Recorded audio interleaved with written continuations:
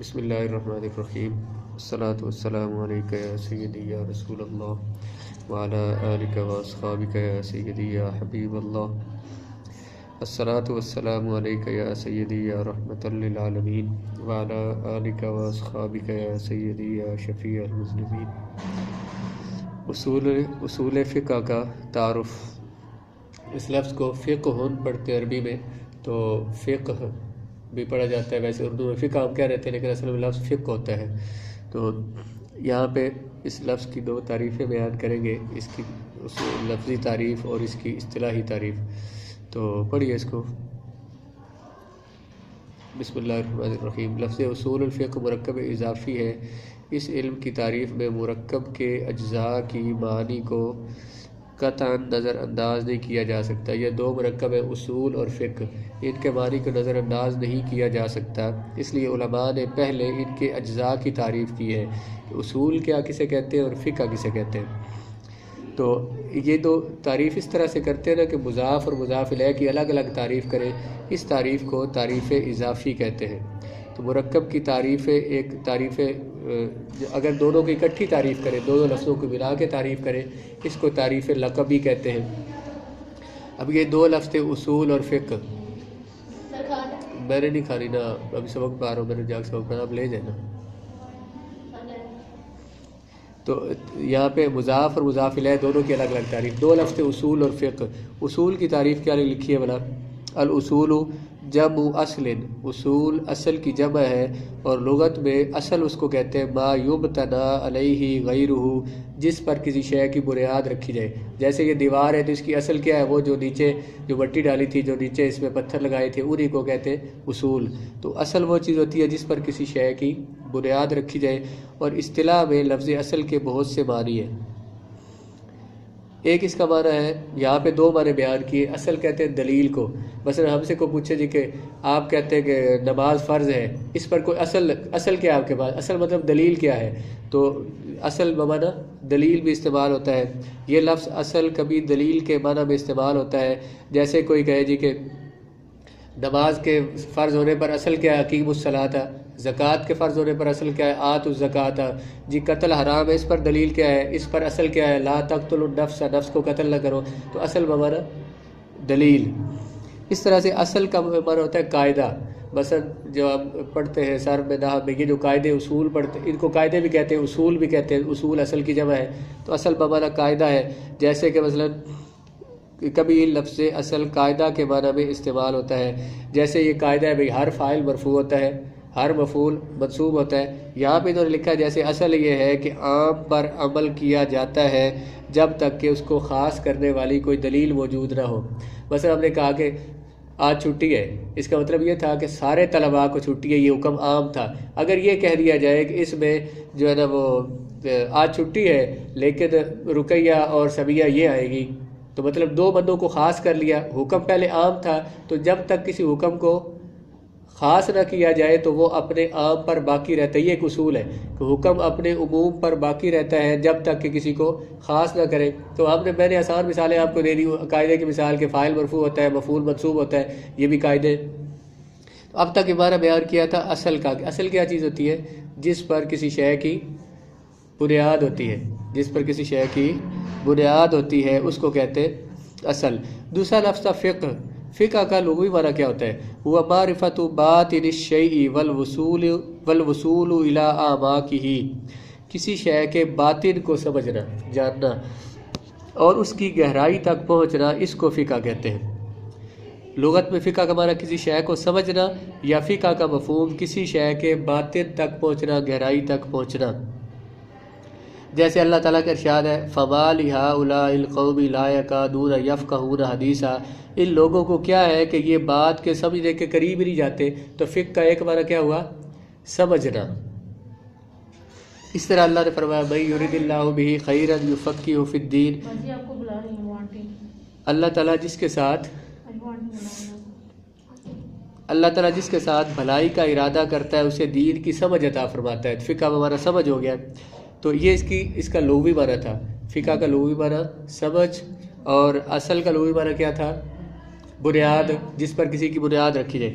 اب فقہ کی اصطلاحی تعریف، علم بالاحکام الشرعیۃ العملیۃ المکتسب من ادلتها التفصیلیۃ، فقہ علم ہے ان شرعی احکام کا جن کو تفصیلی دلائل سے جانا جائے، احکام شرعیہ عملیہ کو ان کی تفصیلی دلیلوں سے جاننا، اس کو فقہ کہتے ہیں۔ دیکھیں نا، ہم فقہ مثلا نور الزام میں آپ کیا پڑھ رہے ہیں مسائل، یہ آپ نے کہا جی کہ نماز کے اتنے فرض ہیں، اب یہ ہم نے ثابت کہاں سے کیا نماز کے اتنے فرض ہیں؟ جی قرآن مجید میں اللہ تعالیٰ نے فرمایا کہ یا ایھا الذین آمنوا اذا قمتم الی الصلاۃ فاغسلوا وجوہکم وایدیکم الی المرافق۔ اب یہ ہم نے جو مسئلہ پڑھا کہ نماز کے 7 فرض ہیں، وضو کے 4 فرض ہیں، ان پر دلیل ہم نے پیچھے کون سی پڑھی کہ اللہ نے قرآن میں اس آیت میں یہ کہا ہے، تو یہ کیا تھا جو مسئلہ ہم نے پڑھا، یہ حکم شرعی ہے اور اس پر دلیل کیا ہے؟ قرآن کی آیت۔ تو احکام شرعیہ کو ان کی دلیلوں سے جاننا، اس کو فقہ کہتے ہیں۔ تو مطلب جو بھی اس کا مطلب تو یہ ہوا کہ ہم جو فقہ پڑھے، جو مسئلہ پڑھے، تو ہمیں پتہ ہونا چاہیے کہ قرآن کی کس آیت سے ثابت ہے، کس حدیث سے ثابت ہے، کیونکہ فقہ نام ہی کس کا ہے؟ شرعی احکام کو ان کی تفصیلی دلیلوں کے ذریعے جاننا۔ تو یہ فقہ کی تعریف کی ہے۔ الگ الگ تعریف ہو گئی اصول کی اور فقہ کی، یہ دونوں تھے مضاف اور مضاف الیہ۔ مضاف کی الگ تعریف کرنا، مضاف الیہ کی الگ تعریف کرنا، اس کو کہتے ہیں تعریف کون سی؟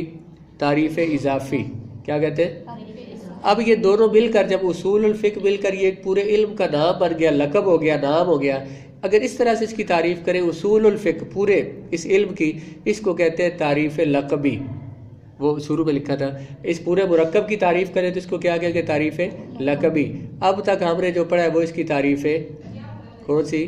اضافی پڑھی ہے، مضاف اور مضاف الیہ کی الگ الگ، تعریف لقبی دونوں کی الگ الگ۔ هو العلم بالقواعد التي يتوسل بها الى استنباط الفقہ، اصول فقہ سے مراد ان قوانین کا علم جن کے ذریعے فقہی مسائل کے استنباط تک رسائی حاصل کی جاتی ہے۔ دیکھیں، یہ جو مسائل ہم پڑھتے ہیں، ان مسائل کو جن اصولوں کے ذریعے ہم قرآن کی آیتوں سے اخذ کرتے ہیں، اس کو اصول فقہ کہتے ہیں۔ دیکھیں نا، میں نے آپ کو دلیل دی کیا کہ مسئلہ بتایا کہ جی وضو کے فرض ہے 4، ان پر دلیل کیا ہے؟ جی دلیل یہ آیت ہے۔ اب یہ جو مسئلہ ہم نے اس آیت سے لیا ہے، جن اصولوں کے تحت لیا ہے، ان اصولوں کو کہتے ہیں اصول الفقہ۔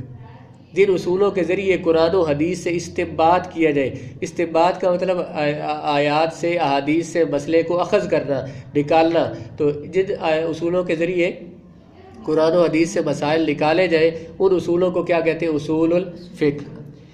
دیکھیں، اصول فقہ سے مراد ایسے قواعد کا علم ہے جن کے ذریعے استنباط فقہ تک رسائی حاصل کی جا سکے، جن کے ذریعے فقہ کے مسائل کا استنباط کیا جا سکے، جن اصولوں کے ذریعے، ان کو کہتے ہیں اصول الفقہ۔ یعنی ایسے قواعد کا علم جو تفصیلی دلائل سے احکام عملیہ کے استنباط کی طرف رہنمائی کرتے ہیں، تفصیلی دلیلوں سے احکام کو مستنبط کرنے، نکالنے کی طرف جو دلائل رہنمائی کرتے ہیں، ان دلائل کو کیا کہتے ہیں؟ ان اصولوں کو کیا کہتے ہیں؟ اصول الفقہ۔ تو آگے پھر اس پہ پڑھیں گے اس کا موضوع کیا ہے، اور یہ تو آج صرف اس کی تعریف ہو گئی کہ اصول الفقہ کیا ہے۔ تو یہ بہت وسیع علم ہے، ہمارے علماء نے یہ جو مسائل جنہوں نے اخذ کیے، مجتہدین نے، امام اعظم نے، امام شافعی نے، امام احمد نے، تو ایسے نہیں میں قرآن پڑھا تو انہوں نے بس قرآن سے مسئلہ نکال لیا، انہوں نے قرآن جو ہے یہ اصول کی کتاب ہے۔ دیکھیں، قرآن نے یہ بیان کیا، مثلا بات آئی کہ جی رشتوں کی بات آئی، وراثت کی بات آئی، کیا کہا؟ فلاں فلاں عورتیں حرام ہیں، ان سے تم نکاح نہیں کر سکتے۔ اب اصول دے دیا یہ حرام ہے، باقی سب حلال ہے، ان سے نکاح کر سکتے۔ کہا جی کہ فلاں فلاں چیزیں تم نہیں کھا سکتے، اور جو نہیں کھا سکتے تھے وہ بیان کر دی، شراب حرام ہے، خنزیر حرام ہے، اس طرح سے خون حرام ہے، جو جس جانور کو گلا گھونٹ کے مارا جائے وہ حرام ہے، یہ بیان کر دیا، باقی ساری دنیا کی چیزیں اب حلال ہو جائے گی۔ تو قرآن اصول کی کتاب ہے، انہوں نے قرآن پڑھ کر، حدیث پڑھ کر، تو اس سے اصول پہلے بنائے کہ قرآن اس اصول پہ ہمیں مسائل دیتا ہے، ان اصول کے ذریعے انہوں نے پھر مسائل آگے اس قرآن و حدیث سے اخذ کیے۔